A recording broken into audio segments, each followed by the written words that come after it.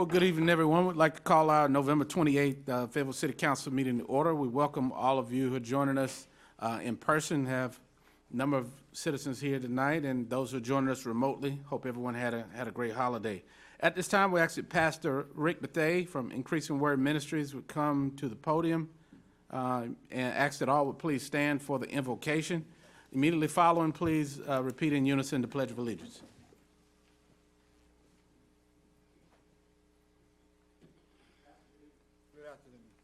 Mayor, how are you everyone doing today?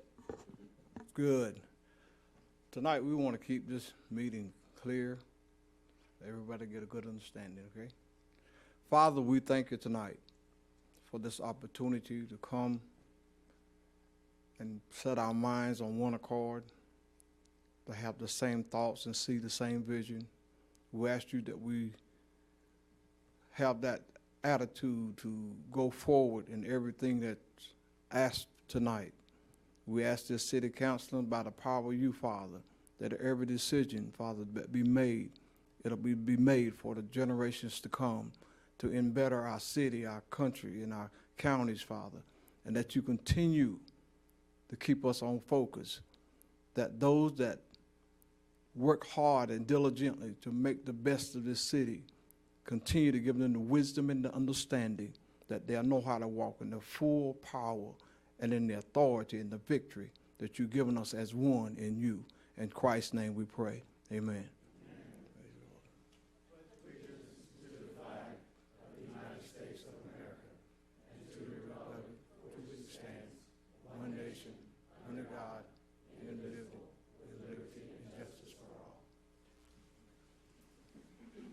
Pastor Bethay, if you could, we appreciate that prayer. You want to give us a few minutes and tell us a little bit about yourself or your ministry? Yes, sir. We'd love to.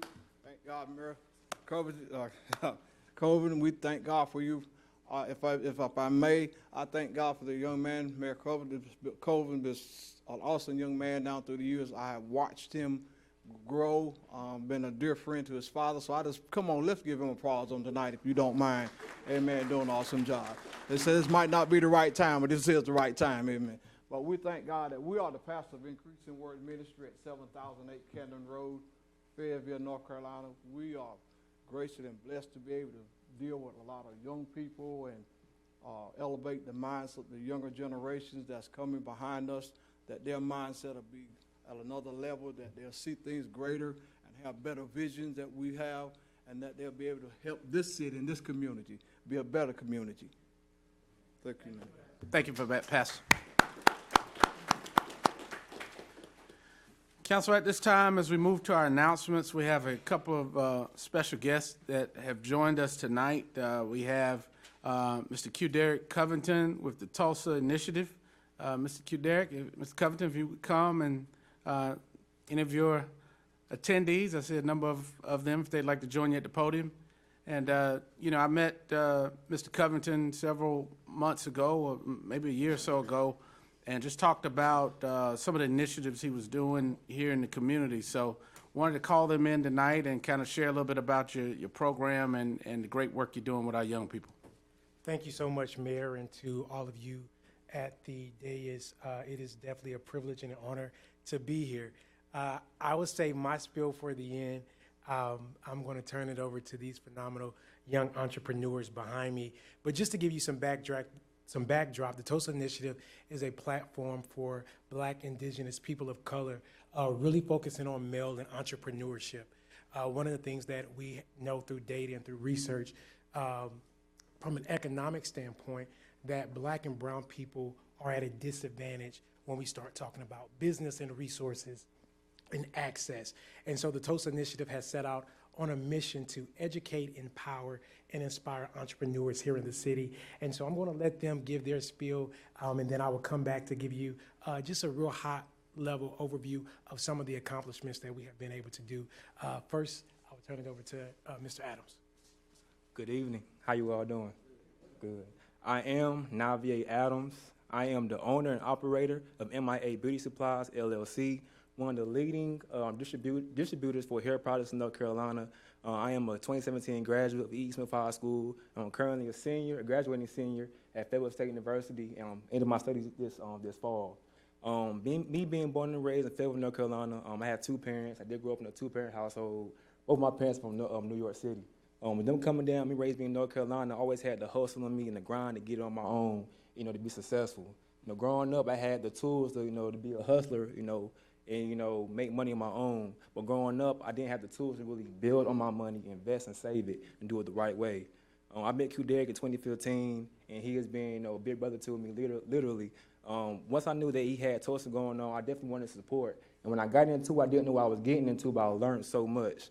But Tulsa learned things about, having a business savings, different accounts, taxes, EIN number, legal things that you know about having your business. And with that, I knew that I can grow and be successful. My business is a family business. I know that the tools I got from Q Derrick and Tulsa, my family is also growing from me as well. And with that, I know that I can pass it down from generation to generation. With me having Q Derrick in my corner and the whole staff in Tulsa, I know that I can have generational wealth, and I know that I'm also comprehending more in financial literacy. So I'm grateful for that in Tulsa, and I thank you all as well. Yes, sir.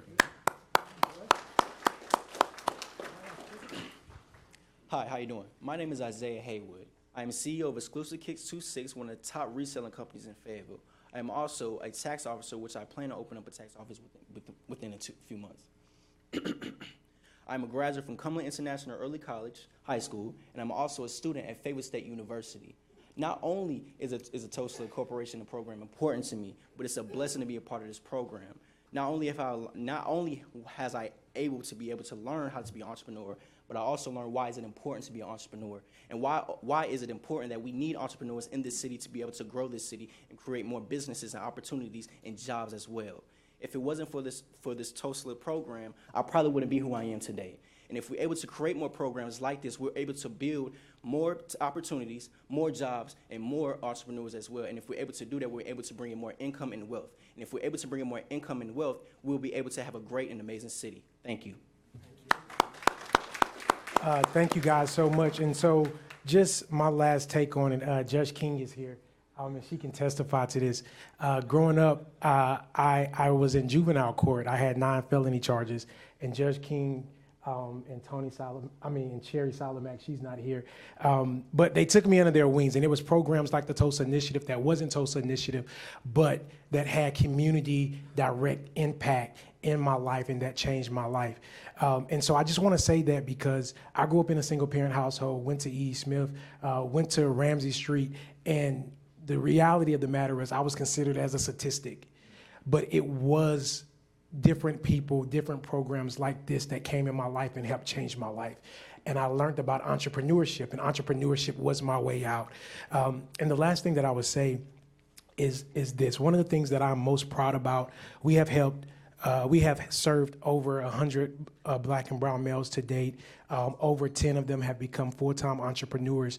And that is great, right? And I love that, and it's something to applaud. But the most thing that I'm really excited about is that, believe it or not, we get a lot of phone calls from cities, from juvenile court houses, and city police around working with Black and brown males. Many of these young males have petty weed charges, petty drug charges, and the only thing that we do is change the product in their hand. We keep their hustle, keep their grind, keep the dog in them, right? And we just changing the product to show them how to build a business that is sustainable. We take them through a 10-week program. They learn about entrepreneurship. We bring in the finest speakers all across the nation from Facebook, Google, Microsoft, business owners in the city to come and speak to them, to get insight from them. And then on the 11th week, we give them the opportunity to pitch their business for funding. And that is important because we're seeing the direct impact in real time. And so I just ask for you guys' prayers, you guys' support as we continue to do the work here in the city to support these young men and changing lives. And Mayor Colvin, thank you so much. City Council, thank you to the city manager. Thank you to Chris. Thank you guys so much for all the work. God bless. Mr. Mayor. Can I ask the gentleman to at least restate the name of the business and location for the audience, please? Absolutely. The Tulsa Initiative. No, the two gentlemen. Oh, the two gentlemen. How you doing? MIA Beauty Supplies, LLC, located here in Fayetteville, North Carolina. Councilman Ingram? Oh, he, the second, gentleman. How you doing? Exclusive Kicks 26, a reselling company which is online. It has its own website. It's on Instagram, Facebook, any social media platform. And the tax office, which would be on Skybo, right across the street from the Spectrum. Councilman Ingram? Thank you, Mr. Mayor. I am a huge supporter of the Tulsa Initiative. I grew up, as I say, in the trenches with OC, who is not here. But coming from Old Wilmington Road, to see him be a part of, this initiative, and help mentor the young men. I wanted to ask you, as of course I know what programs you have coming up, can you talk a bit about the Tulsa Speaks and the summit and pitch? Yeah, the Entrepreneur Summit and Pitch competition, please. Absolutely. So Tulsa Speaks is a program that we deployed early last year, really educating faculty, staff from the university level as well as K through 12 level on how to engage Black and brown men. I'm not going to go over the data, but Black and brown males in education spaces typically have a different experience, especially if they do not have a Black teacher. And so we deployed Tulsa Speaks to really educate on how do you engage Black and brown males, how do you build trust with them, how do you win them over, and how do you do it in a creative sense. As it relates to the pitch competition, we are developing now for a citywide pitch competition to take place right here in the city of Fayetteville for businesses. And this pitch competition will be open for people within the city to submit their business plan, but then also come in and pitch their business, and we will select a certain amount of group of people to pitch on the final day. The third thing, to your point, was the Tulsa Initiative, along with the 2-6 Project and Diverse Initiative, is looking to host a 2-6 day here in the city. As many of you guys have been, typically every year, the 2-6 Project, Tulsa Initiative, Big Bland, Moray, Diverse host a Christmas give back right here in the city. So we want to take that same energy, that same spirit, but bring it to a 2-6 Summit Day to have here in the city. Thank you. Thank you. Thank you, Q, Derek. And you guys, congratulations and keep up the good work. Entrepreneurship and small businesses are truly the life of a community, of a city, of our country. So congratulations to you. Keep up the good work. Wish you much success. Thank you. Thank you. Yes, sir. Thank you so much. Oh. I have just a couple of questions. Okay. Sorry, okay. First, thank you for even being willing to invest in our community. Most of the times when it comes to juveniles, they are overlooked and not given a second chance. So first, I just want to commend you for that. My question is, how can a community support? Do you guys need donations, volunteers for the viewing audience? How can the community support you? And then second, how can we support you? Now, Councilwoman, you can't ask no nonprofit leader how to support. Seriously. Seriously, I really appreciate it, and I think that's a great question, and thank you for the question. I think a couple ways.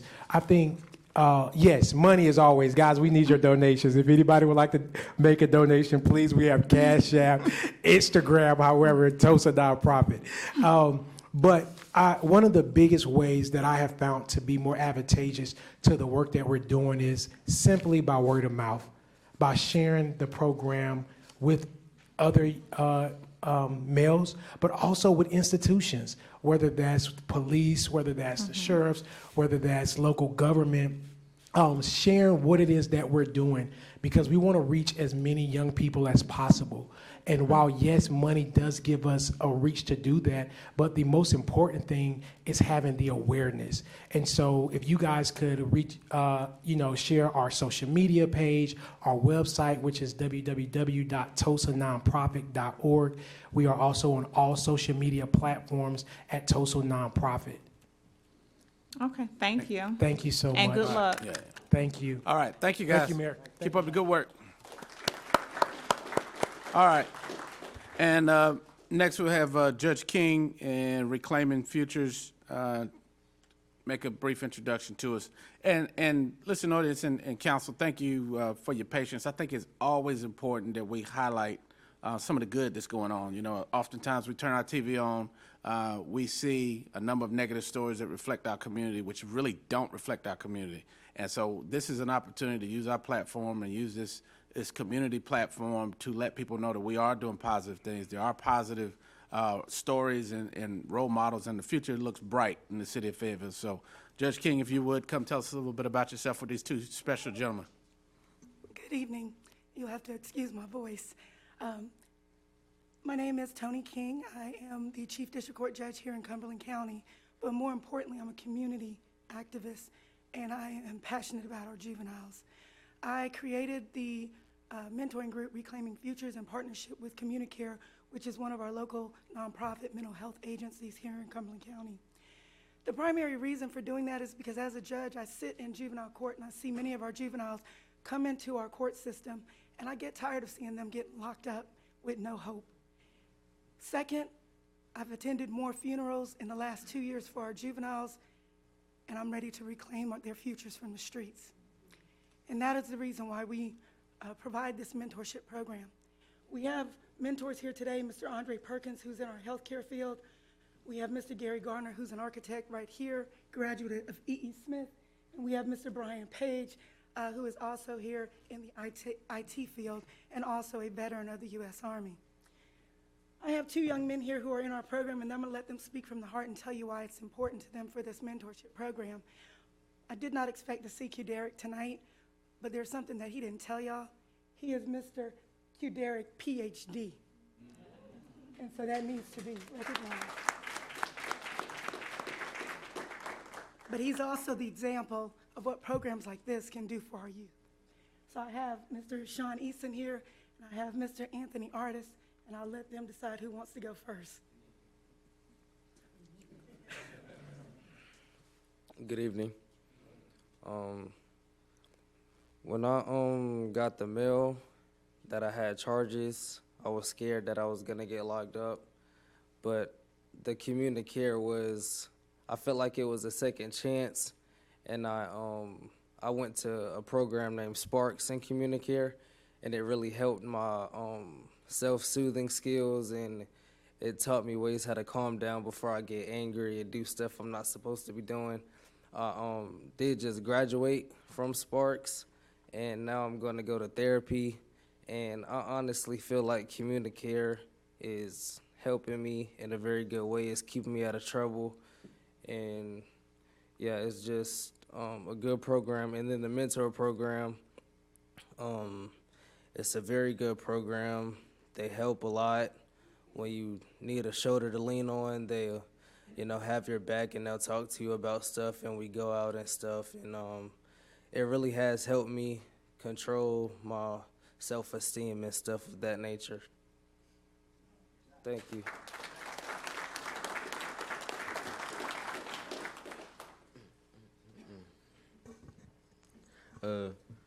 I'm Anthony Artis. I'm 16. I go to Douglasburg, and I'm gonna tell you, before I was in this mentoring programs or Sparks or CommuniCare, I was in the streets, balling. I thought I was being a cool kid, getting all the girls and everything. I mean, I was though, but yeah.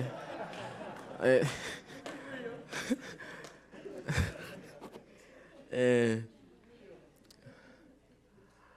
I was getting too greedy with stuff, and I got caught up with my friends. It was like I woke up from a nap, and then it was somebody pounding on the door, and I thought it was like a friend or something. So I went back to sleep. Next thing you know, police start coming in the house. It was like SWAT or something, bro. I'm sorry. See me, I ran in the bathroom because I'm like, bro, I ain't do nothing. But then it was this a lady officer came in the room with a big gun, bro. I just ran out. I ran out. So when I got to the station, I met this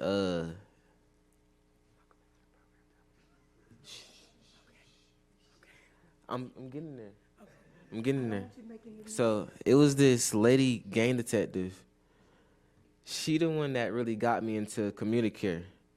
Cause I made a promise to her I was gonna change my life, this and that. And so I was in Sparks. And I got this caseworker named Connor. He really inspired me to change my life. Like, I thought I was just gonna go there to be boring or just sitting there on my phone, but I was actually listening. They taught me how to control my anger, how to be good in school. And then one day, Connor stopped by Judge King office or something, and they told me about the mentoring program. And I was like, cause it was a cookout that day, and I just wanted to go to the cookout. I didn't care about the mentoring program. But then, the day I was there, I actually had fun. They was talking real stuff. So I came back to the next meeting. Then I started going on and on and on. And the mentoring program, they really changed my life. Like, they made me into a good boy. A little. I ain't gonna lie. Like, I done changed all my intentions in my life. I got better goals. I want to go into the Navy. I don't know about them three other branches, but yeah. But yeah. Yeah. And then my judge starts coming to the meetings. Miss Judge Salamat, she lucky scared me, but she actually my favorite now, because from her intentions, she just want to see us do good. She don't want no more kids dead on the street, don't want to go to no more funerals. And so I'm going to be one of her good ones and make it out.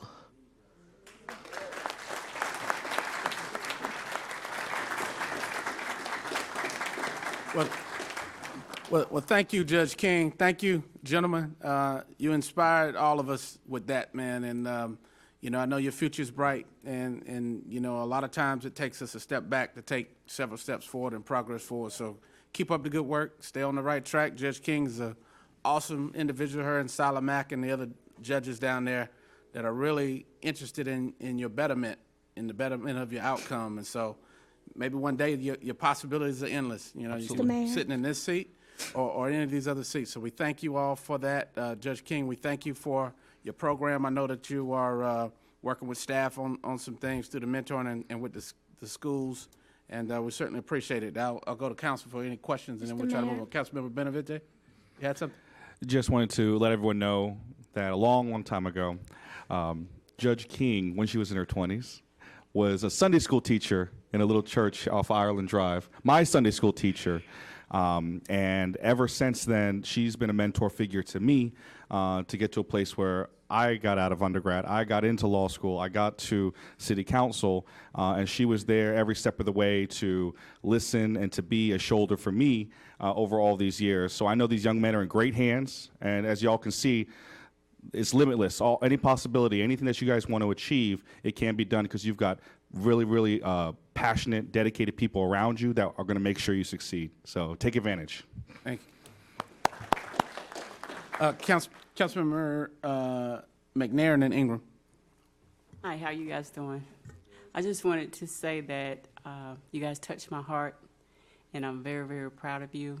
Continue to do well, and continue to go through the program. I'm really excited for everyone that came up tonight. All right, thank you, Mayor.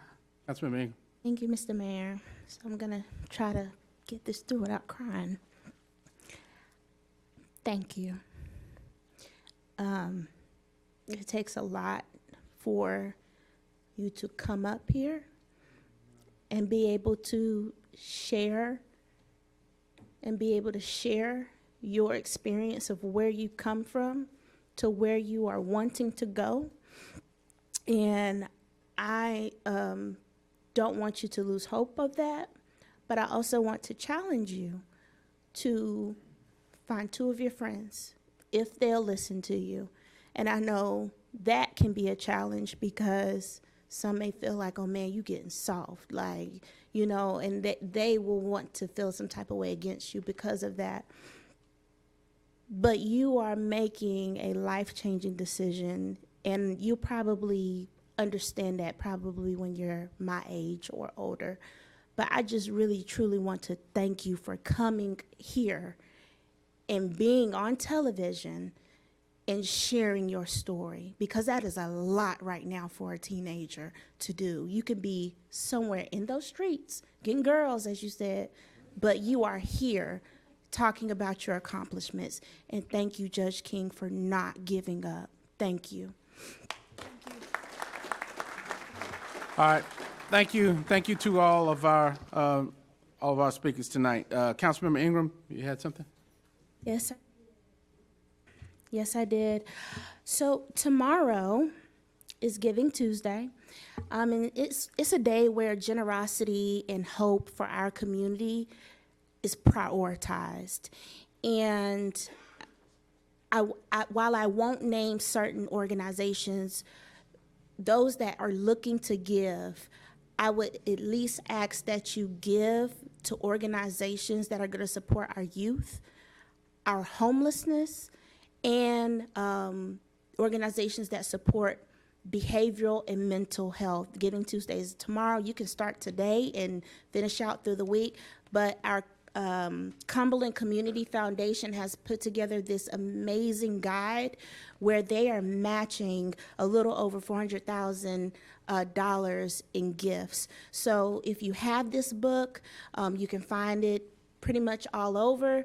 Please go through it, look at those, areas that I've listed, and please consider, supporting these organizations. And I'll say this, we run on city council every other year, I think, every 2 years. And I'm always hearing about how much money people raise to run a race. And what I've paid attention to is this city has the capacity to support these organizations. We have that capacity, so take that money that you would set aside for next year's city council races where you may want to give, and really help these organizations do the true work of this community. Thank you. Thank you. All right, thank you for all the announcements. Thank you, Councilmember Ingram. Item 5.0, City Manager's Report, Mr. Manager. Okay, moving right along to item 6.0, we have a motion to approve by Mayor Pro Tem, seconded by Councilmember Thompson. Any discussion on the motion to approve? All right, Council, let's try the iPads tonight. Let's see if they are.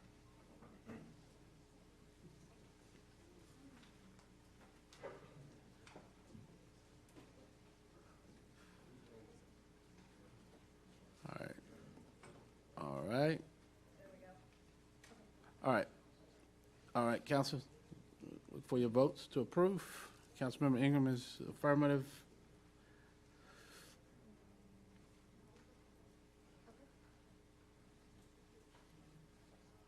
All right, motion carries 9-0 by those voting. Item 7.0, consent.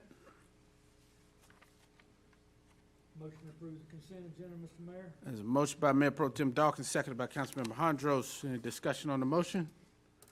All right, Council, go to our iPads.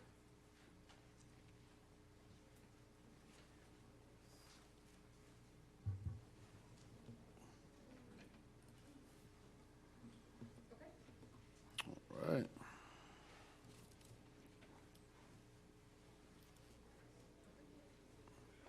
All right, Madam Clerk, that motion carries unanimously.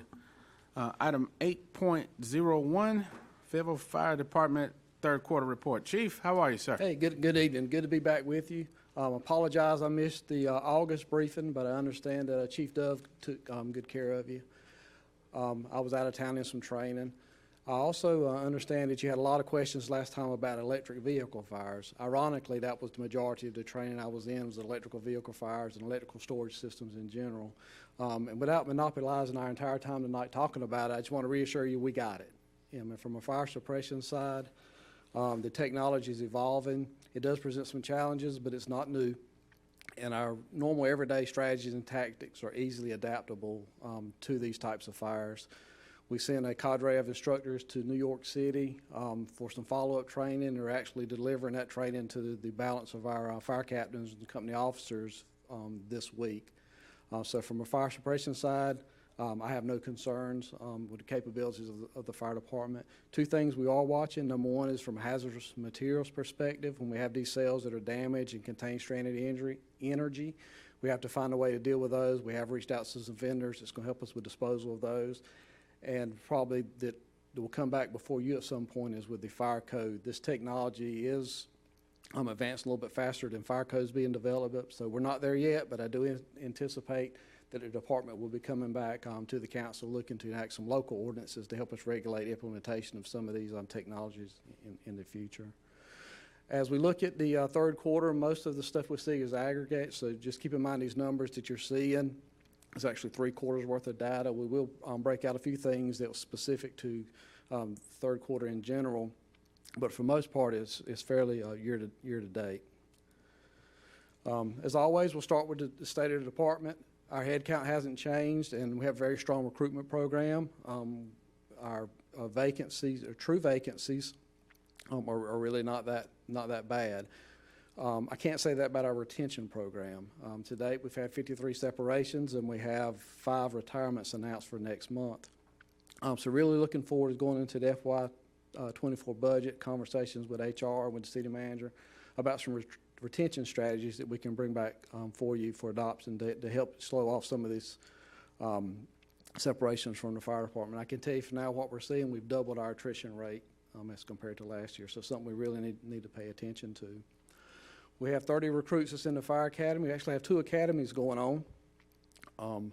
The first academy graduates in 2 weeks. We'll get them, assigned to the departments. That'll help us, a little bit. But I think this picture says it all. The top picture was the first half of the academy when they graduated from the fire portion. And the bottom picture is the second half fixing to enter. And I think the expressions on their face tells the story of what a relief it was to be finished with that portion of it. So we look forward to getting them out assigned to the stations. Only 4 promotions during the quarter. We have had some since the quarter closed, and with the retirements that are coming next month, we will have considerable more. We'll have a promotional ceremony in February that you'll all be looking forward to invitations coming. And remember, our application period always starts in January, so that's when we'll be looking to rebuild our eligibility list. All right, from a call volume perspective, just over 14,000 calls is where we would expect to be. This is what we, considered normal to our pre-COVID environment. We know during COVID in 2020 had a significant reduction in calls, specifically EMS calls. Just caused by, number one, we had reduced the type of calls that we went to keep exposure to responders down, but primarily because people just stopped calling 911 because they didn't want to go to the emergency room and sit around, a bunch of sick people. But we're all going back, like I said, to resume what we would consider normal. Call types, the majority of our calls are still EMS related, over 60%. And the fire calls, the red you see in the pie chart there, it's a little bit higher than what we normally were accustomed to, but Chief Dove had mentioned it last time, there's a change in some of our reporting that I'll highlight when we get to the fire-specific slide. All right, response times. If you look over at the 5th column, from the left and the 4th down to 7 minutes, 10 seconds. That's what we're reporting our response times now. Now, for the benefit of the council that hasn't heard our presentation, I need to talk just a second on response times. There's fire chiefs all over the country standing up in front of their elected boards boasting about having a 4-minute average response time, and I can do the same thing. But the fallacy in that is what they're talking about is primarily their travel time from the time that they left the station until they got to the call. And number 2, when they start average, you're talking about this is what we can do 50% of the time. When we report response times, we're reporting our total response time. That's from the time that the telecommunicator answers the 911 call and the time we get on the scene. So it incorporates all the elements that you see in there, from the processing the call to the firefighters getting out of bed, getting on the truck and driving there. And another big difference, we report our numbers to the 90th percentile. we're not necessarily concerned what we can do half the time. We worry about what we can do the majority of the time. That's the reason our numbers look a little bit different. And I know most of you heard that, but some of you haven't. I just want to make sure that was clear. This is total response time that we're reporting. Okay, we'll look at fires in general. At face value, it looks like there was a significant increase in fires as compared to the previous 2 years. A little bit of it is, if you remember, the first quarter of the year was extremely dry, extremely windy. We had an increase in brush fires. But the majority of it is what Chief Dove alluded to last time. There was a change in national reporting. The majority of our fires are started in the kitchen. Well, in the past, fires that started on the stovetop and stayed on the stovetop, we didn't report as fires, specifically structure fires. National reporting says now that we do. So we've really not seen the increase that's illustrated here. It's just the calls that weren't really categorized as fires in the past are now being categorized as fires, and specifically structure fires. And by doing that, there's several other metrics you see where that comes into play.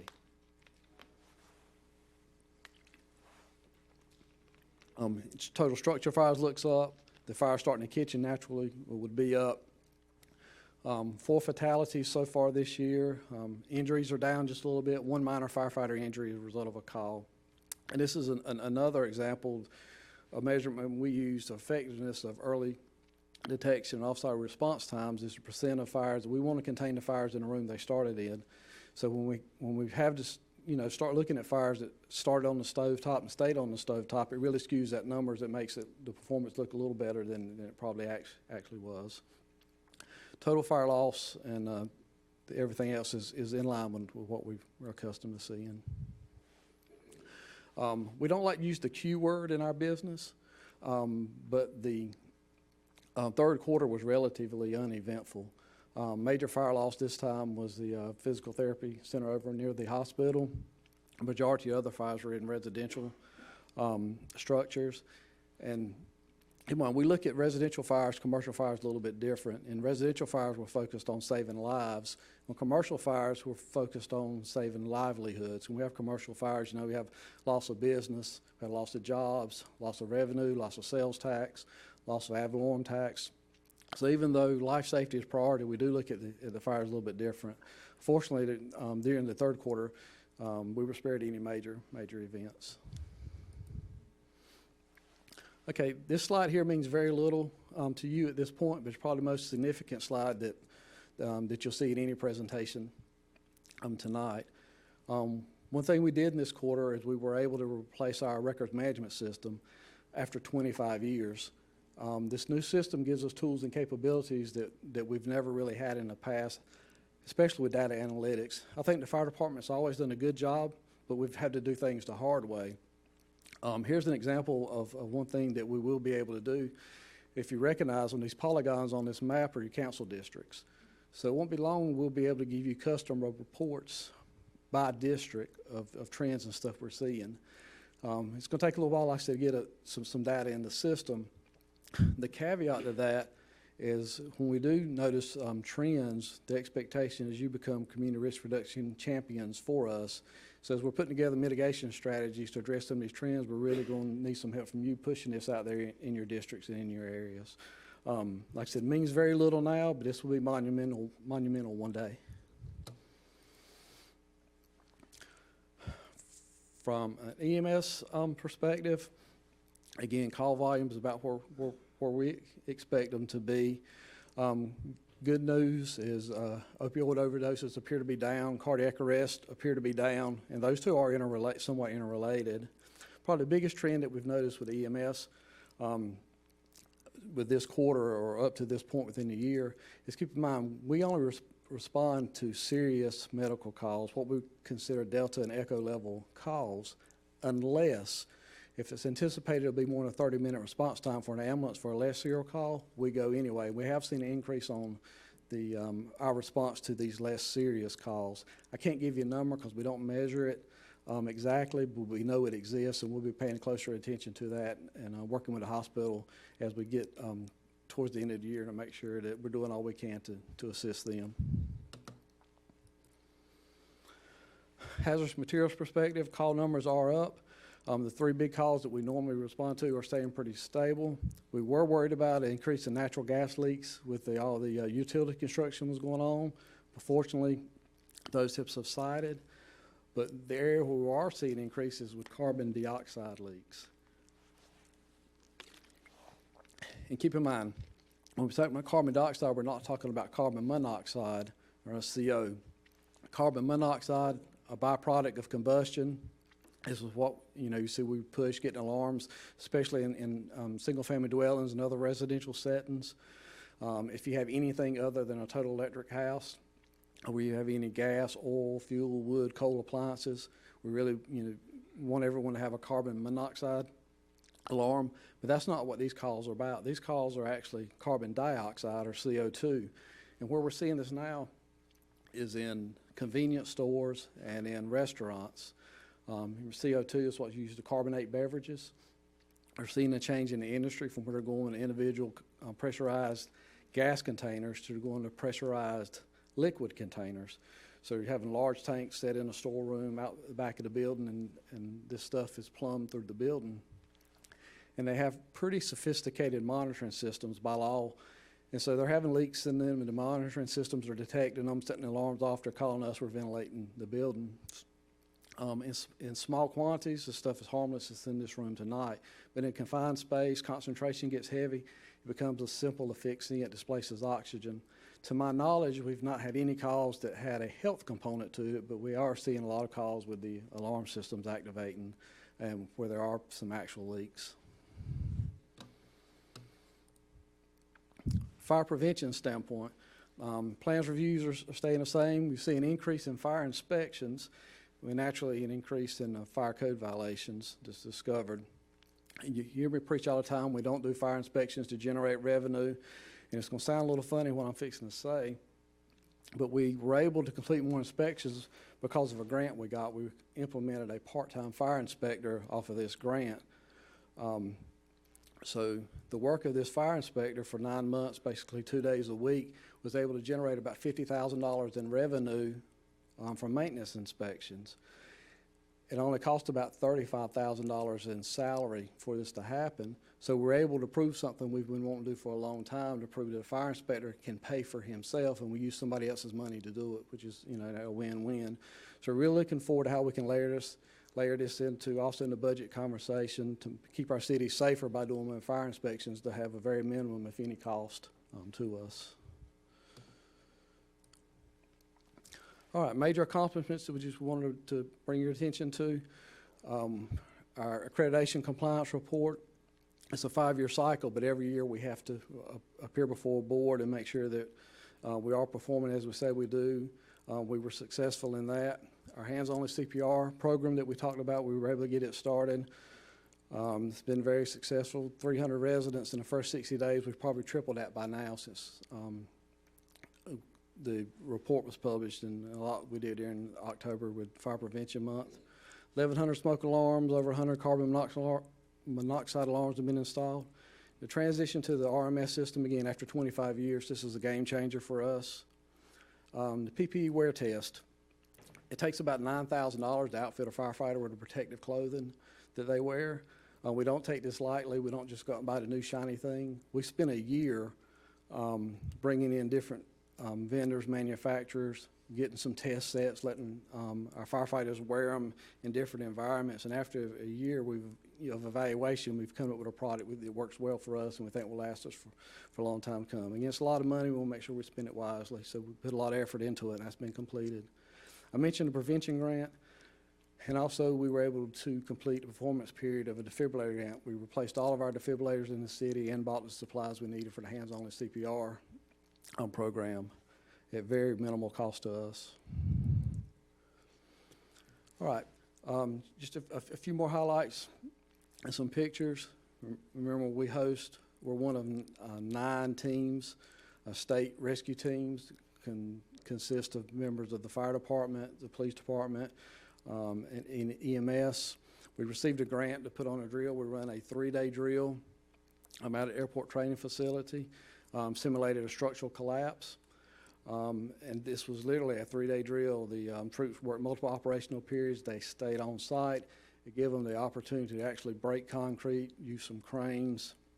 Had experts in from all over the state come and participated with us. It really gave us a chance to test our capabilities. We're proud of what we accomplished. And this is probably the largest exercise we've been able to put forth since the pandemic. So it was a great morale booster for the fire department. We've got nothing but compliments about those that participated.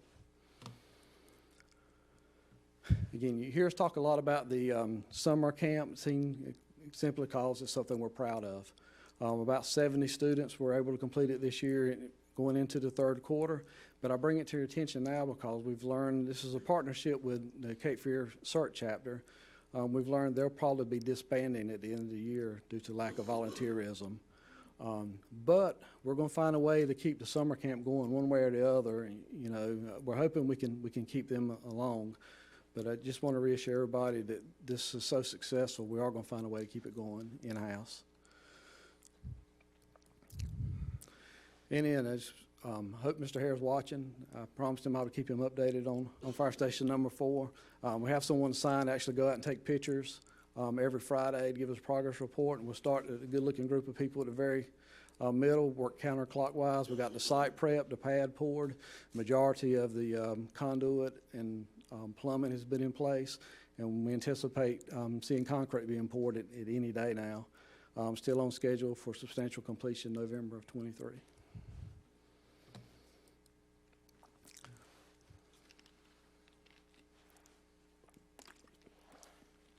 And last, this is a measurement that we do internally every year, but we don't advertise, we don't share it a whole lot, and it helps us quantify the cost of doing business.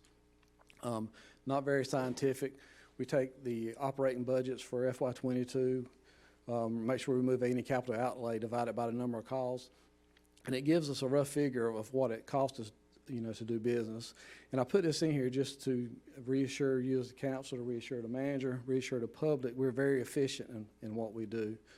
You hear me champion all the time what a great return I think we get on the investment in the fire department. It's just one way that we can help illustrate that for you.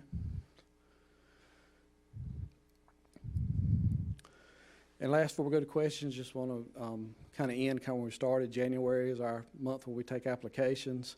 Here's 3 resources on the screen now. Any one of them will take you to all the information that you'd ever want needed for a career with the fire department. Hashtag best career ever, I think I've seen it phrased that.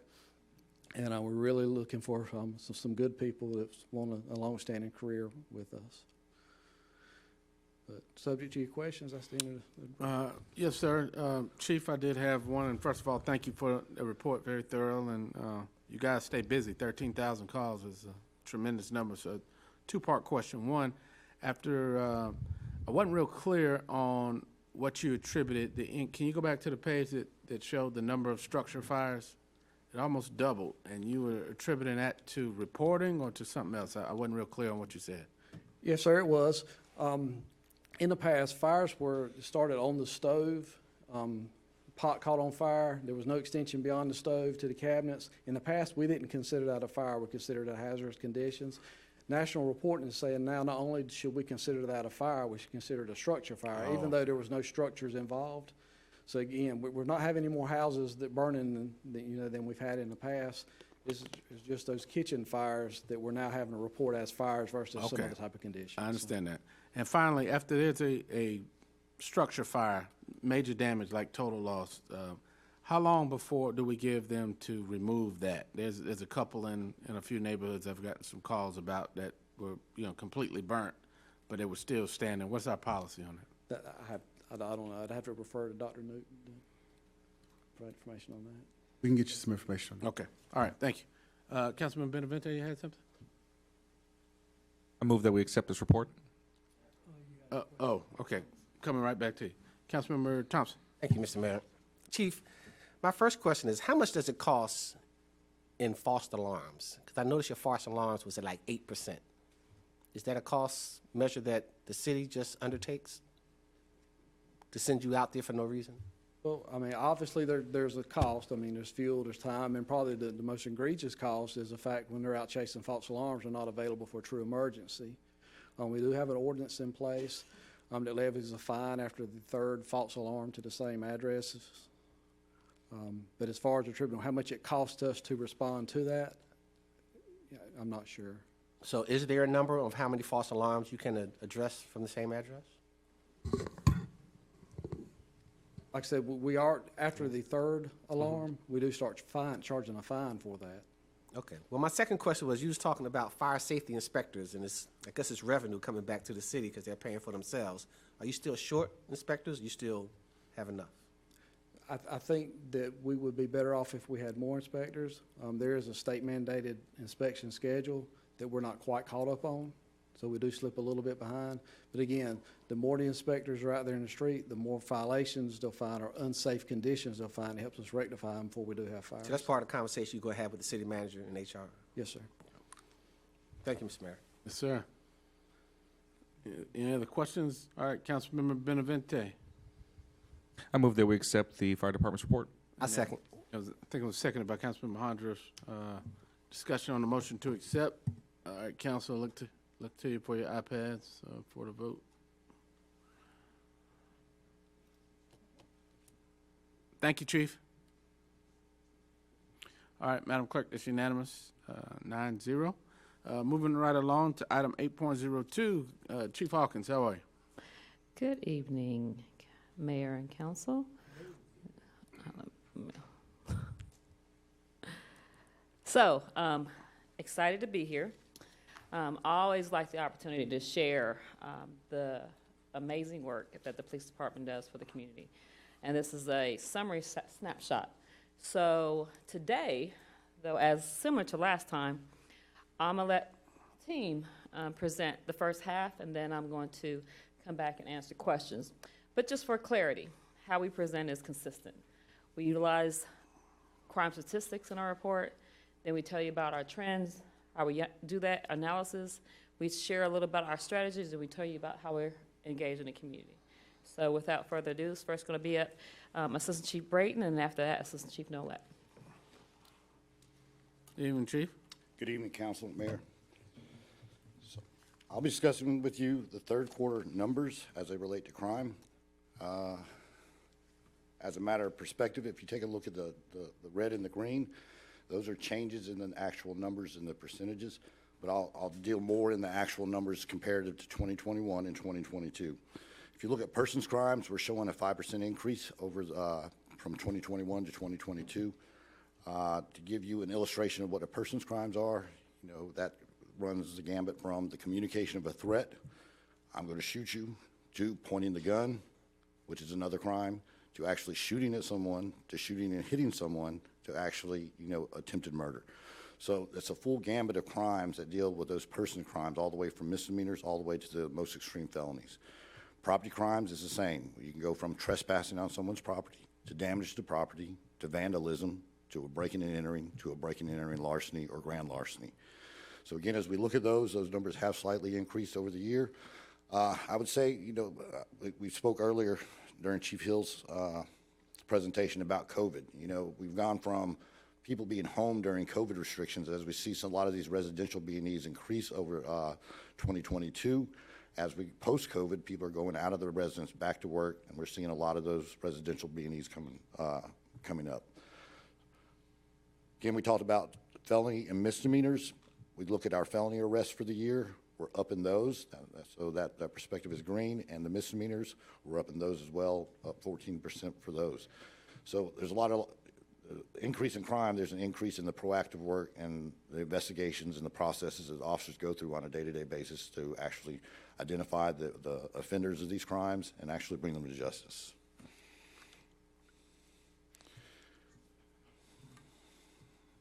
As we know, rape and homicide are probably the most egregious of crimes that we deal with on a day-to-day basis. Comparative to 2021, there's 3 more at the end of the third quarter for homicides than there were the previous year. Rapes are actually down 12%. Aggravated assault, slightly up at 9.8%. And all other persons crimes, remember we talked about the full gamut all the way from the communication of threat to the actual assault. All those crimes are up at 3.92%. Total person offenses, we've had a total for this year of 3,164, which is only up by 5.25%.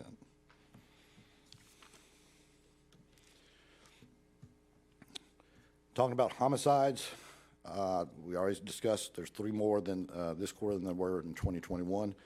But as we look at everything else, we examine all manners of death to ensure that there's no foul play involved in any other forms of death. We keep tabs on our overdoses. Again, Chief Hill talked about earlier the decrease in overdose.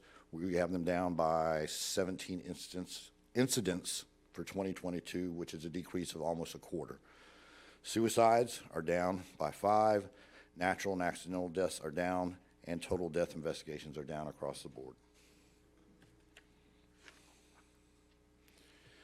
As we look at possible motives for actual homicides, you look, robbery and drug-related account for 2 of those. Robberies account for 1, gang-related 3.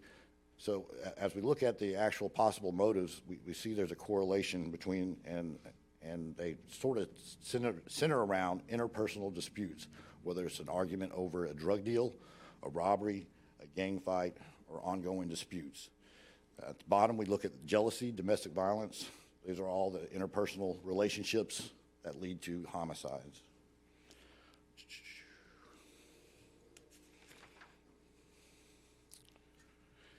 When we talk about aggravated assaults, this is where we break down from the strangers or the non-related and the in-home domestic violence. For a total of 326 misdemeanor offenses for 2022, that's an increase of 14%.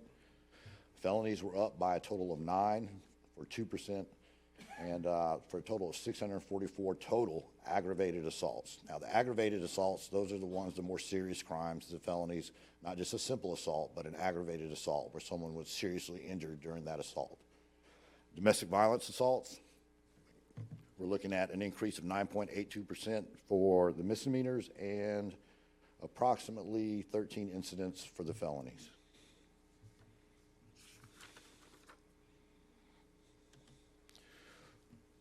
Burglary, we're looking at an increase of 31%. Again, we talked about post-COVID as people getting back out of the house, going back to work. That's when the residential burglaries are more apt to happen. Larcenies across the board, as businesses are back open for business, the shoplifting crimes, those have shown an increase across the board. The district captains have adjusted the way they're doing business in a better way to deal with a lot of the actual shoplifting and larceny calls that they receive on a day-to-day basis. I would say that one of the greatest concerns for me is motor vehicle theft. If you're looking at an increase of over 100 incidents between 2021 and 2022. Some of this can be attributed to we have a lot of youthful offenders. There was a TikTok trend earlier in the year where we had people that were going out and stealing cars. So, social media drives a lot of the stuff that the young kids do these days, and we see a lot of that transferring over to crime in our streets. All other property crimes, we're looking at an increase of 14% for a total property crime increase of about 19% for the year.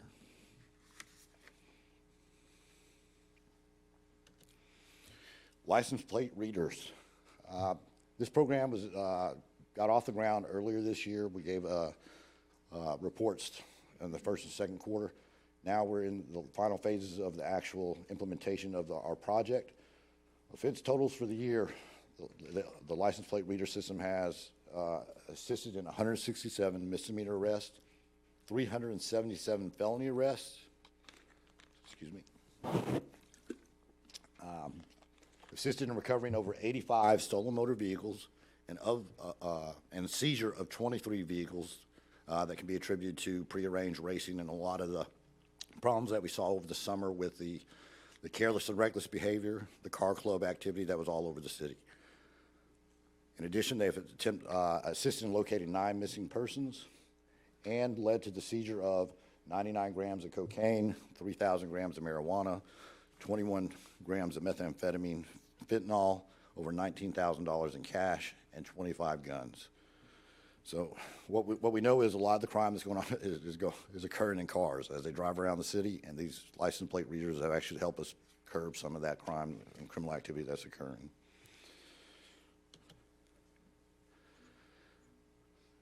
Impact of federal and state task force officers. So this is third quarter only.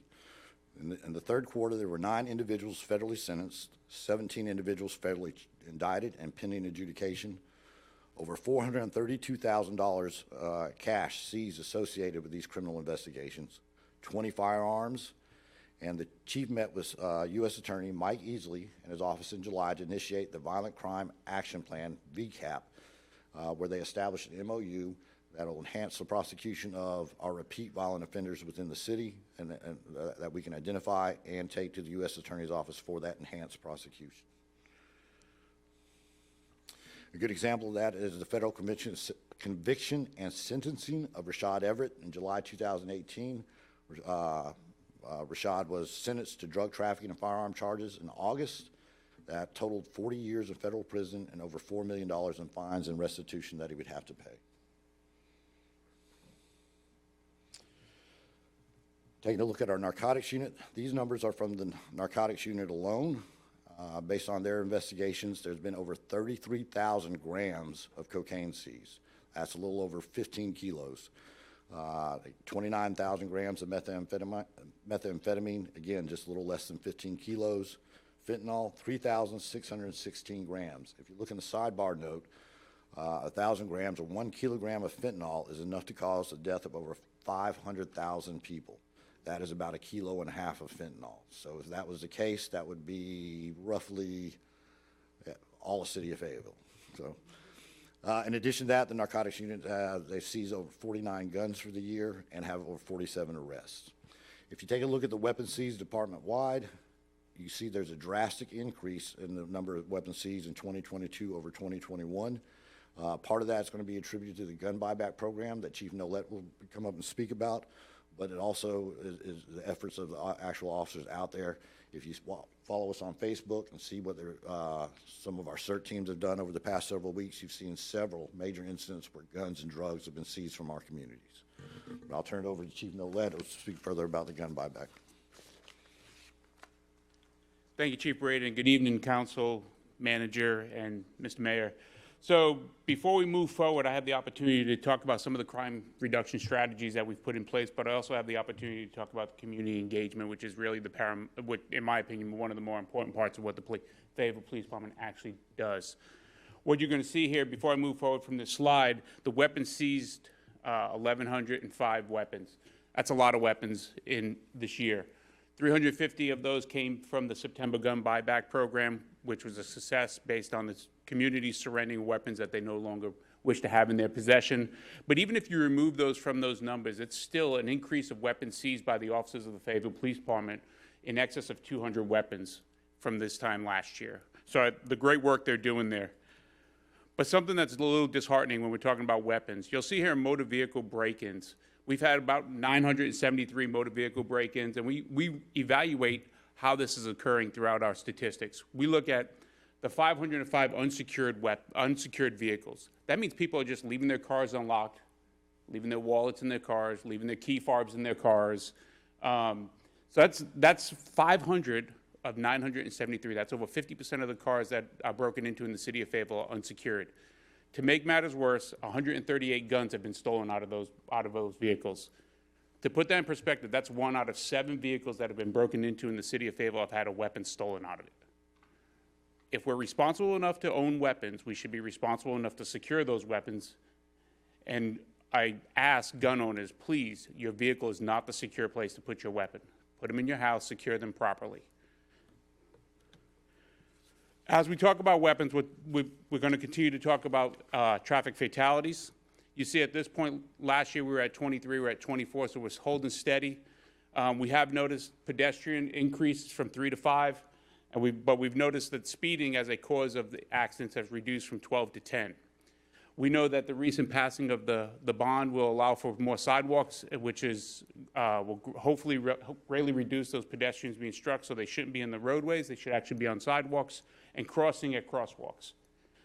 You'll notice in the citations, we are in communities where people are asking us to be. We're monitoring the locations where we've had reduction of traffic, speed limits, the 4 streets in the city that the council has decided to lower their speed limit. We're there. You'll notice an increase of over 2,800 traffic stops. We would like to attribute that to some of the speeding concerns being down. But on a day-to-day basis, we are in communities and in neighborhoods where people are asking us to be to address those speeding concerns. This is these are two new initiatives. In front of you, there should be a resource card. Each one should have received two. Two initiatives we've started this year: the mental health contacts, or mental health specialists, and the homelessness contacts as it relates to homeless liaison. You'll notice that there have been a total of 337 mental health calls for service just to one person since the start of this program in August. I know it's a passion of the council. It's also a passion of the Fayetteville Police Department to address this concern. These are numbers that we just started monitoring. This is not something that occurred previously, but that's 150 calls to Ms.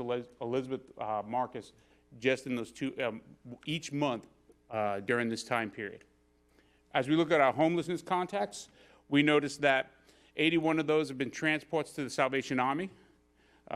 72 personnel have walked into our front lobby. 911 calls, 659. And direct calls to the homeless coordinator, Ms. Deanna Braggs, 243. That's since June and June alone this year. That's a lot of calls to just two people. That actually totals up to over 580 calls just for two people to be handling on a regular basis. Speaking of calls for service, we heard Chief Hill discuss about 13,000 calls. Our 911 center this year has taken 163,000 calls for service. And up until recently, the amazing work done by Ms. Reed and her staff, they have been understaffed. That's a position that most people have to have a passion for and be the true first responders when somebody calls 911.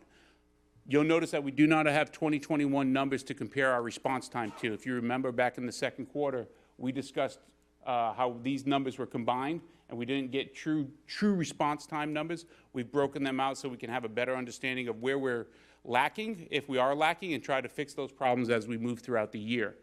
But from the time that a person calls 911 to the first time it's dispatched, if it's a priority 1 call, it's less than 2 seconds. That means while they're on the phone with that person, they're dispatching it at the same time.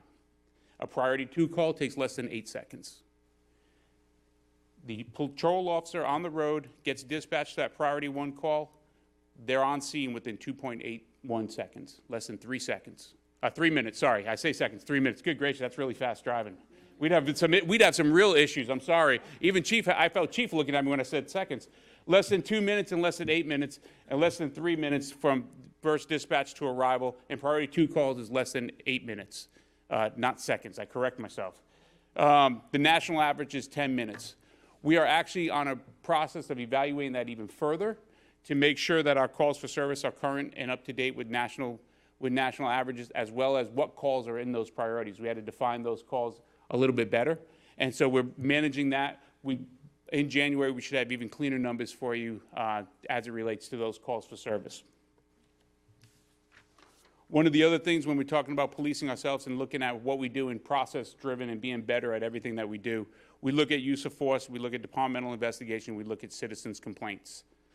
You'll remember that we did discuss back in second quarter that we are pointing of a weapon is now considered a use of force, and the department is evaluating those to keep track of them so that we are monitoring what our officers are doing each and every day.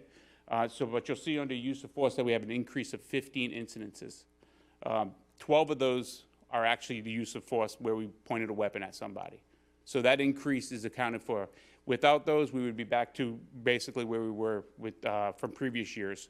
You'll see a 7 incident reduction in departmental investigations and a 17 incident reduction in citizen complaints, which is about a 32% reduction in citizen complaints. The Office of Professional Standards also handles and oversees our recruiting and retention. You know that our basic law enforcement training is a 6-month academy. We currently have 2 academies ongoing at this time. That's 40 personnel in there. We're scheduled to start another academy in January. At this time, we have 30 applicants, but we're looking at increasing that. Or 30 cadets, we're looking at increasing that. And remember, this is third quarter, so these are moving and breathing numbers and living numbers. But we're budgeted for 431, but our actual allocation is 392 currently.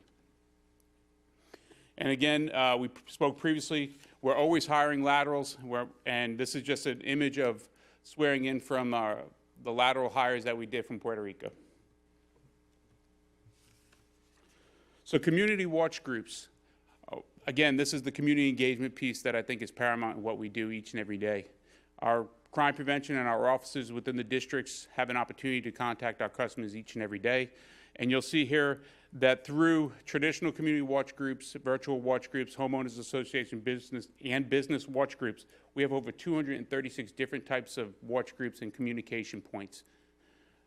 Amazingly, in that time period, we sent out 453 neighborhood or next door notifications. And then we also conducted 39 security briefs. Community events, those are the events that we do each and every month, ranging from faith forums to movie nights with our PSN grant or even our PAL program. Those are 75 events during that time period. And some of those events, this is our flagship camp. We partner with local children and have them come to an empowerment camp each summer. What's unique about this is each summer they're asked, what are the things that are bothering you the most? What's on your mind the most? And they're given the opportunity to research, write, produce, and create a PSA grant, a PSA, public safety announcement. And in this year's was about drugs and peer pressure. So these students spent 2 weeks with our offices as well as our internship program. And so through this multi-generational youth from 11 to 15, our college-age internships from throughout North Carolina, and then the officers of the Fayetteville Police Department, they just get an opportunity to bond and grow with each other and then just get to know each other a little bit better. National Night Out, as many of you know, is a great program that brings community members together. This is their event that we're invited to. This is not the Fayetteville Police Department's event. We just assist with them. But this is the community watch groups and community members in different programs get together to meet your neighbor, to meet who's around, to actually fellowship and see what's going on around you. Again, you see the outreach here. I think that's Chief Braden handing out lemonade down there on the bottom. Faith Forum, we tweaked it a little bit this quarter and third quarter. We actually, through some conversation with the community, they asked to be placed on instead of during the day, to do it in the evening. And we partnered with St. Luke's AME Church down on Hillsborough Street. We moved it to the evening time. It was a great showing, one of the larger groups we've had in the last year or two. And in this one, we actually had active shooter preparedness that was presented through Lieutenant Rahoff, as well as mental health response, again, by Elizabeth Marcus. Great partnership and something we just had one recently on Yadkin Road at Simon Temple AME Zion Church. Get another great partnership, and we look forward to continue that next year. Operation Ceasefire Movie Night, which was held at J.D. Fuller Rec Center. We had a great showing. We showed the movie Sing 2, but the highlight of the night was actually meeting KC, which is the new mascot. You see him driving up there in the right top corner. But movie night is always a great opportunity to get out there and have some popcorn, have some ice cream, just meet the department, meet the community, as well as see a good movie.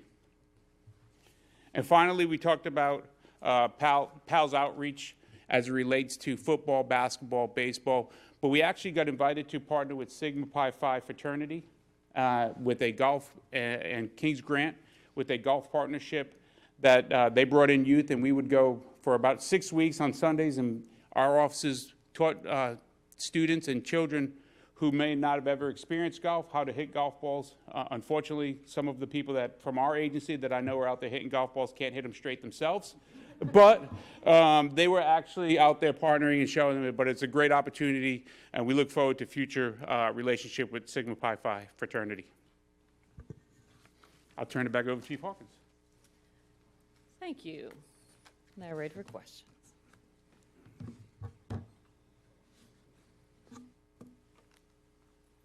All right. Chief, thank you guys, chiefs, for the report.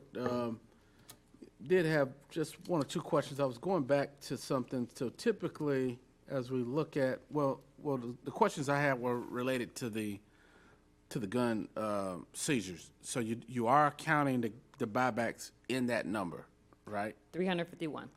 Right. Of the would it be a little better for us to interpret, because when I hear seizure, that makes me think of guns that they involuntarily gave up. So the buyback program, that could be law-abiding Joe Blow just has an old gun in the closet and wants to bring it for money. Yeah. Right. So is there a way to separate those numbers?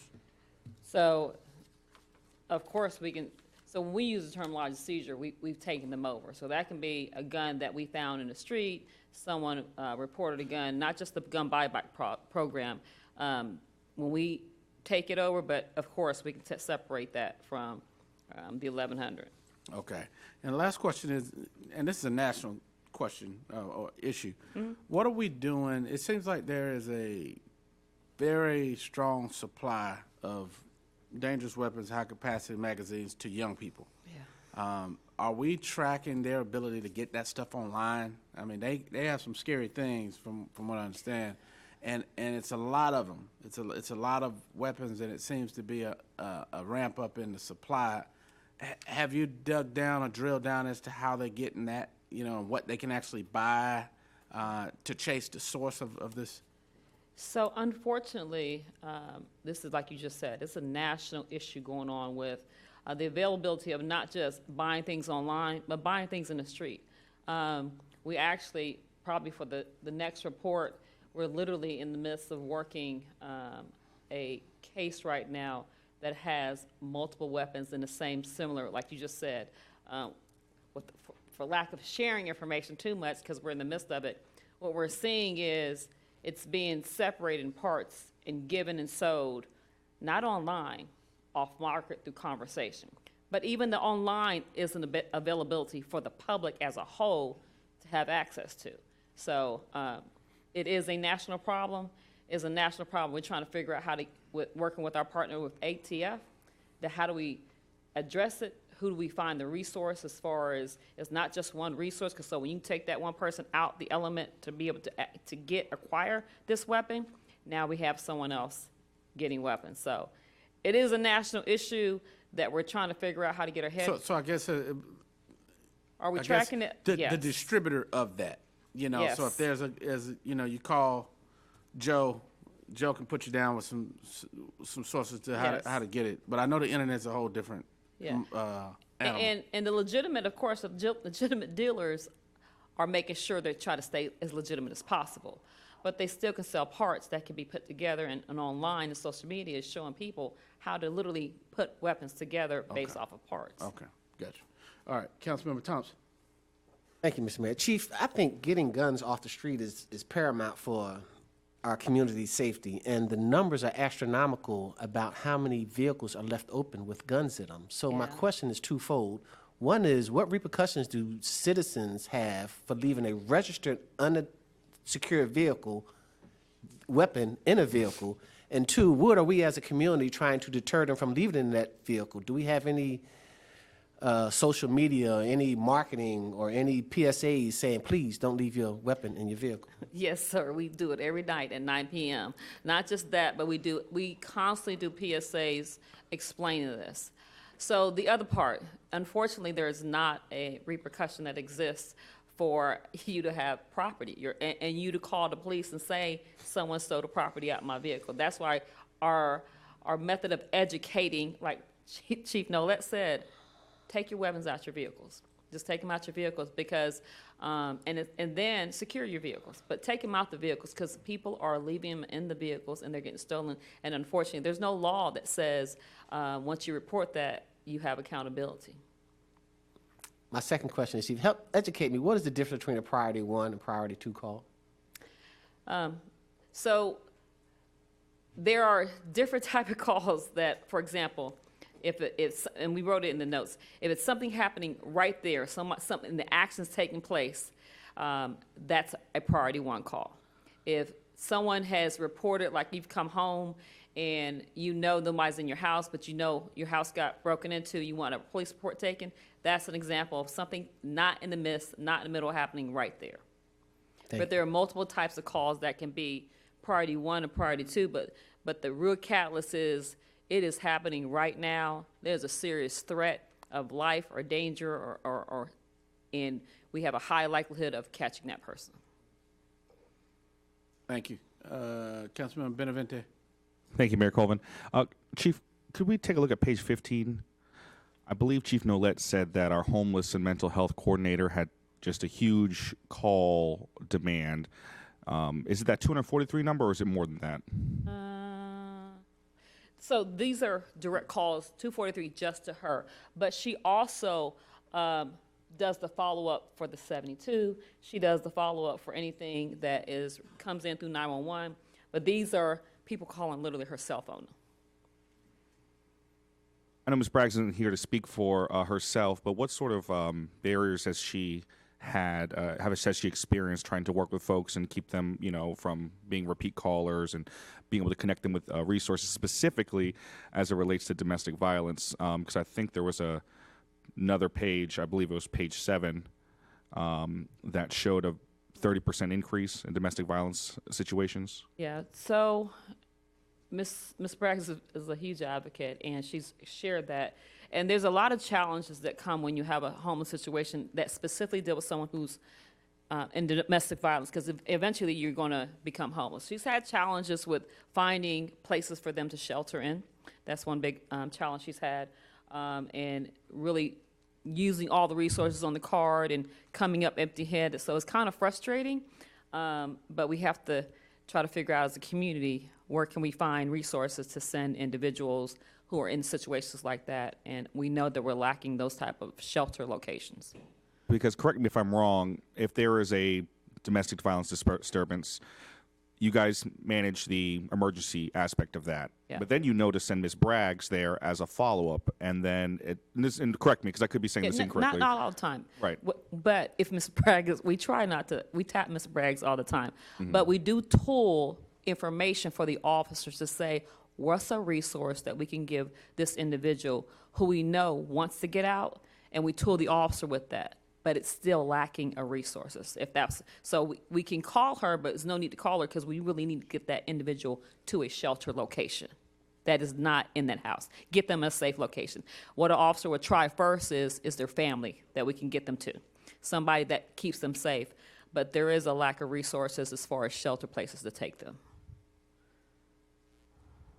At the beginning, you mentioned the standard sort of way we do these reports. For my district, I know one of our biggest concerns is sometimes over-policing of certain communities.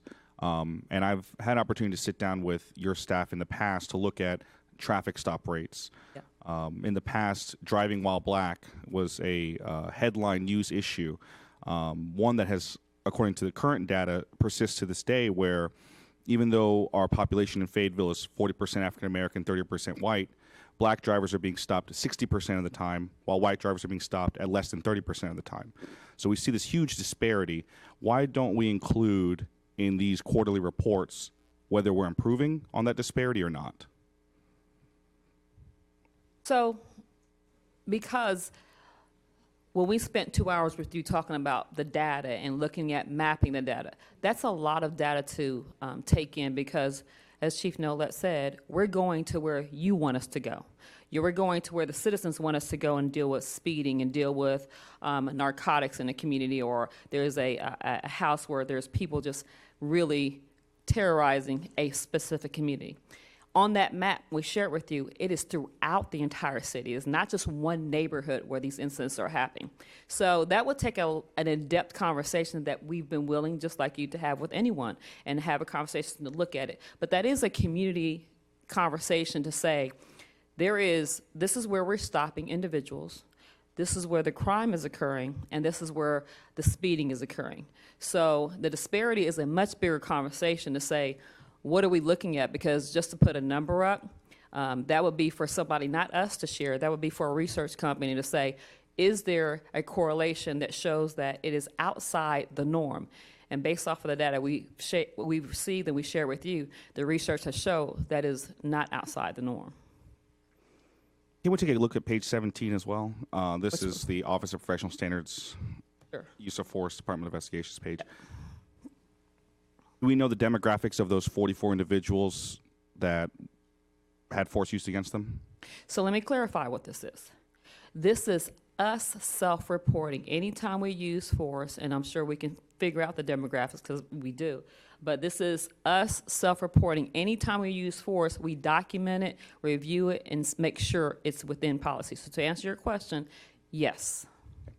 I think that these demographic details need to be included moving forward.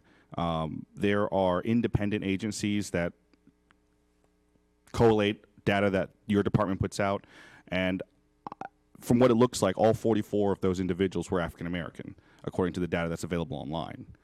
Now, if that's true or untrue, I think it's important that we include that moving forward in our quarterly reports, because I think that's relevant considering Fayetteville Police Department's reputation when it comes to traffic stops, that we're always looking at whether or not we're over-policing one community than another.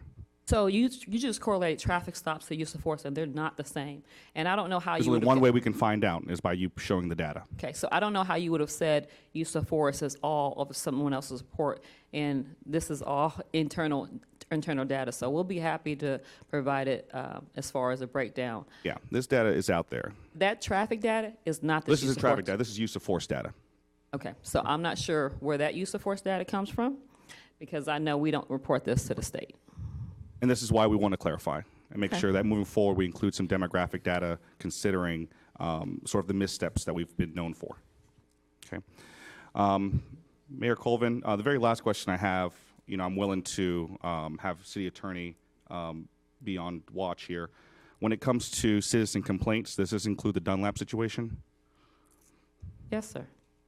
Have you made any policy changes since that incident occurred? Attorney, you want to answer that question for him?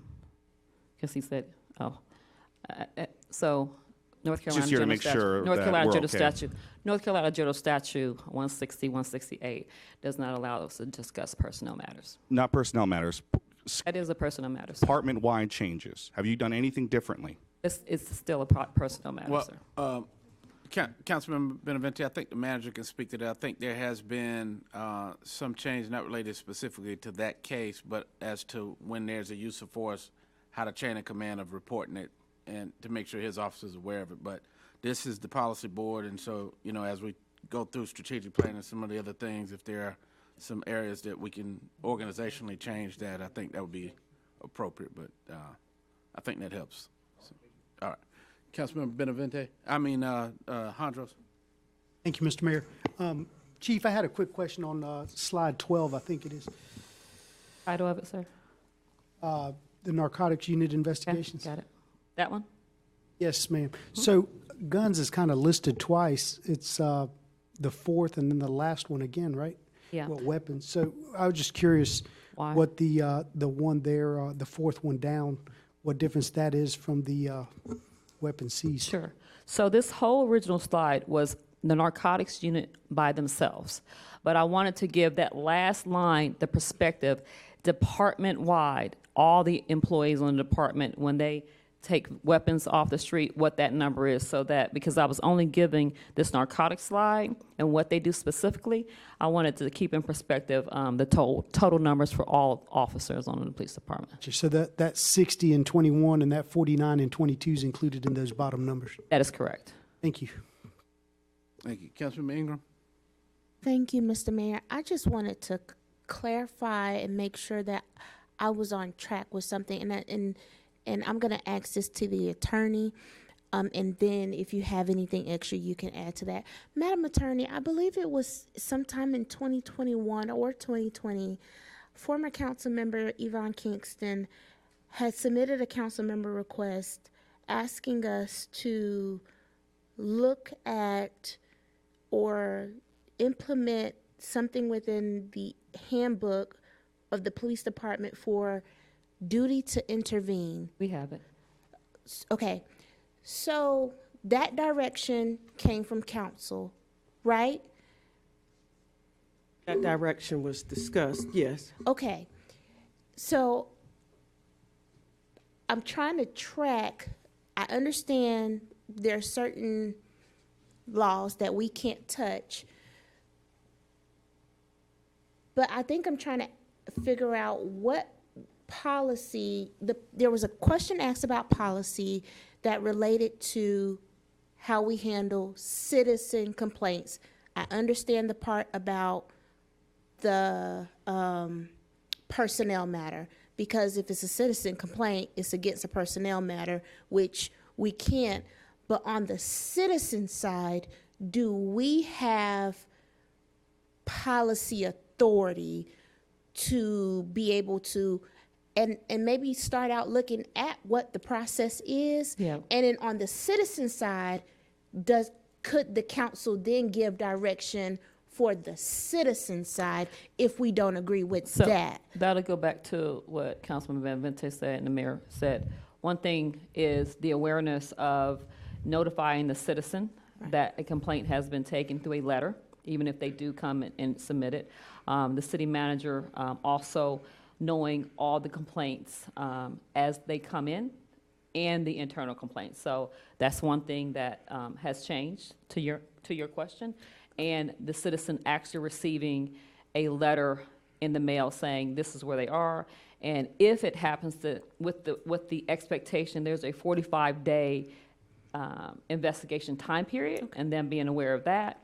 And then if it gets extended, they get a secondary letter notification that it's getting extended because of investigation. Thank you. So that's what I was looking for, because I know we can't touch personnel, we can't touch what the general statute says, but making sure that we can give direction on the citizen side of it. So those items have been addressed. Yes.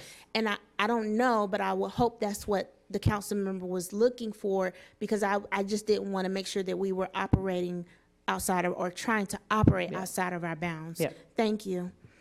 Thank you. All right, Mayor Pro Tem Dawkins. Thank you, Mr. Mayor. I'd like to make a motion to receive the third quarter 2022 Fayetteville Police Department report. Second. All right, there's a motion by Mayor Pro Tem Dawkins, seconded by Councilmember Ingram. Do have discussion, Mayor Colvin. Okay, Councilmember Benavente.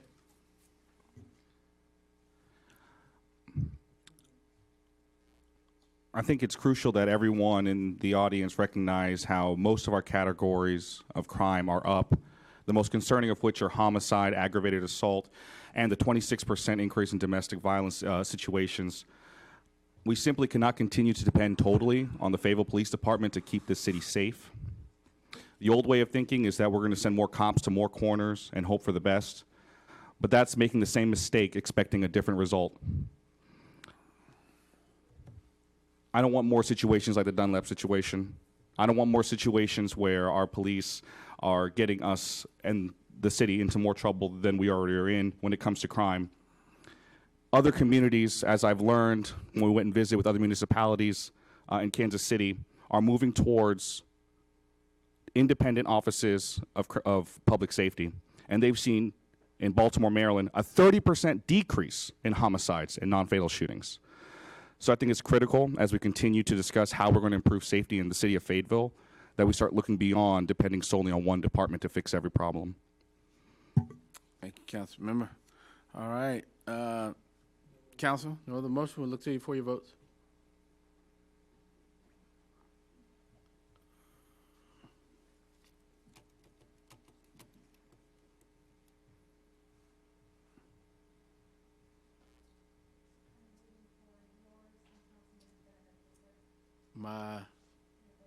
It's not prompting me.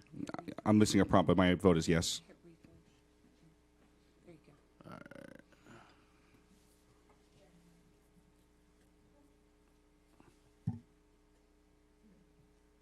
All right, Madam Clerk, motion carries 9-0.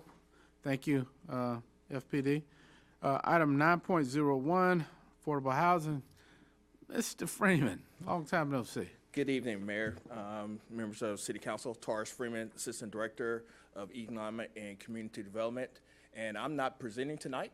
However, Ms. Bridget Stevens is. Ms. Stevens is a Danville, Virginia native. She's been part of our department since April of this year.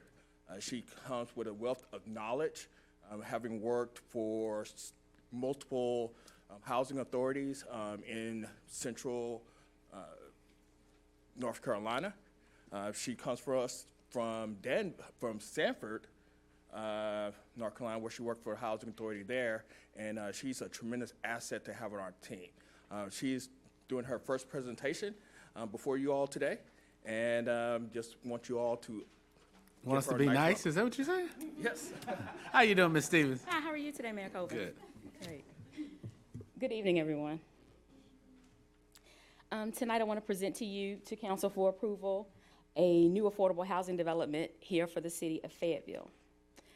This is the culmination of some work by the Economic and Community Development Department at the direction of council to establish a housing trust fund and an affordable housing policy. If y'all will recall, our director, Mr. Cawley, presented this past June on our new affordable housing policy, which increased access to nonprofits and for-profit developers and also implemented a formal application process and online project scoring process. This new policy was implemented in July, and we released our notice of funding availability along with the online application portal. The information was disseminated to both existing and aspiring developers. We also held our first developer workshop here in the city of Fayetteville that was well received by area nonprofits and those aspiring to get into the development realm. And so to that, we received our first completed application for funding this fall, and that is for the development of Cliffmore Park Apartments. The applicant for Cliffmore Park Apartments is East Carolina Community Development Incorporated. This is a nonprofit entity, and it is minority owned. It is based out of Beaufort, North Carolina.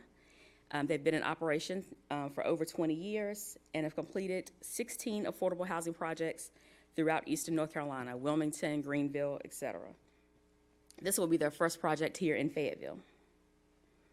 The developer has selected East Point Homes as the general contractor for the project. East Point Homes is currently working on another project here in Fayetteville on Cliffdale Road. That's the landing at Beaver Creek. Remnant Property Management is based here in Fayetteville and will oversee the property management and compliance for this project. Their management team has over 20 years' experience with a current portfolio of over 900 units. One of the largest properties that they manage that you all may know of is Cross Creek here in Fayetteville. This project is new construction. It is comprised of 72 units for those ages 55 plus. The incomes are restricted to those earning less than 60% of the area median income, and that's approximately $25,000 annually for a single-person household. This income restriction at 60% is there because these properties do contain low-income housing tax credits. Cliffmore Park is a single building, 3 stories with all 1 and 2 bedroom units.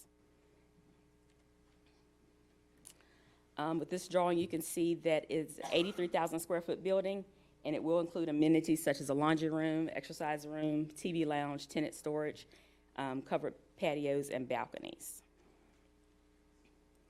This project is located in District 7, off of Cliffdale Road, Cliffdale West.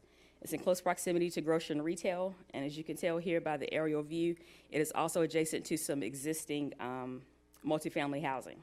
So it should be well integrated into the community. Total development cost for this project is $15 million, and East Carolina is requesting $683,000 in gap financing. That equates to about 4.5% of the total project cost. The loan will be repaid at a 1% interest rate for a 20-year term, and it'll be amortized over 30 years, so it'll have a balloon payment at the end of the term. So we did receive this application, and we took it to the Fayetteville Redevelopment Commission in October for approval, and we're bringing it to you all tonight for approval. Following that, the developer intends to proceed with permitting and the loan closing preparation, and following loan closing and the development agreement, site work will begin, and they anticipate construction completion in the summer of 2024.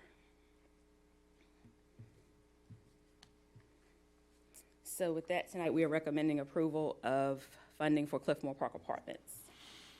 All right. Any questions? Thank you. Did have 1 or 2. So this is coming out of home funds or CDBG block grant? Home funds. Home funds, Yes, sir. okay. All right. And is this unit going to be one structure? The elevation showed one long building, right? It's one single building, 3 stories. Okay. With All right. 72 units. Okay. All right. Any other questions? Go to Councilmember McNair. Yes, sir, Mayor. I move to recommend funding in the amount of $683,968 to the Cliffmore Park Apartments. Second. Motion by Councilmember McNair, seconded by Councilmember Ingram. Any discussion on the motion? All right, council, look to you for your votes.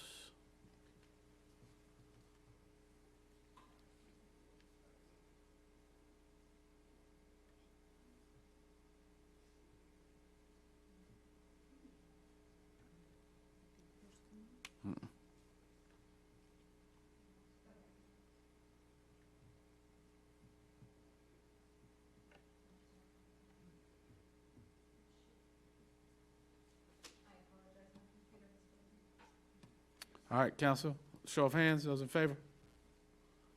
All right, Madam Clerk, it's unanimous. Moving right on. Thank you. We were nice, you. right? Very good, thank you. See, Tars? All right. Item 9.02, go to Mayor Pro Tem Dawkins for presentation of Appointments Committee recommendation. Thank you, Mr. Mayor. I'm doing this on behalf of Chairman of the Appointments Committee, Councilman DJ Hare. And, Mr. Mayor, I've got some names I want to read as part of the presentation, and I'm making a motion that the City Council approve the following names for the Millennial Advisory Commission. And then after that, I will bring the name for the Record Review Board, if that's okay. All right, Mr. Mayor, motion to recommend for the Millennial Advisory Commission, and I apologize if I mispronounce your name, Desmond Ashford, David Brees, Xavier B. Bro, Vanessa Iakovan, Alexandru Lefter, Ernest Logan III, Frederick Lowe, Marissa Manning, Zachary McLaurin, Laquita Miller, Melissa Parrish Cardena, Caitlin Potts, Christian Pryor, Yarinel Rodriguez, and Branda Young. There's a motion by Mayor Pro Tem to make the following appointments to the Millennium Advisory Commission, seconded by Councilmember Thompson. Any discussion on the motion? Councilmember Ingram. Yes, discussion. I just wanted to briefly make the council aware in the viewing audience that in our December work session, we will be interviewing the PWC applicants. And then in that following meeting, our first regular meeting, we will make the appointment. Thank you. Councilmember Benavente, discussion. I'm really excited for the new members of the Millennial Advisory Commission who are coming on board. As many may know, I used to chair that commission when it was first created, and I want everyone who's going to get sworn into these roles to recognize that we need your voice, we need your perspective. Folks on City Council, most of us are at a point in our lives where we're not worried about starting a family, issues of childcare, issues of rent, high rent, issues of housing, because the majority of us own our own homes or whatever the case may be.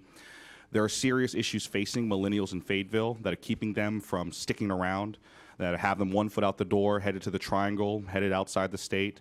And we need you to be bold and to be demanding of the City Council. Don't let anyone tell you that these substantive issues are outside of your purview on this board. This board was meant to give you a seat at the table. It wasn't to be a group where you just cheerlead from the sidelines. You are meant to speak on real issues. We need you to speak on these real issues so that we can get a perspective that we don't currently have. So come on board, work hard. Thank you, Councilmember Benavente. I'm sure there'll be an onboarding session where they'll have the guidelines of the creation that was set forth by council. But look forward to working with you folks. So, council, if you could, votes on the iPads. Madam Clerk. All right. Motion carries unanimous. And Mayor Pro Tem. Thank you, Mr. Mayor. I'd like to make a motion to nominate the following name for the Record Review Board, Philomena Lozado Lowe. All right. Motion by Mayor Pro Tem to recommend the Ms. Lowe, seconded by Councilmember Thompson. Discussion on the motion? All right. Look to you for your votes on the iPad.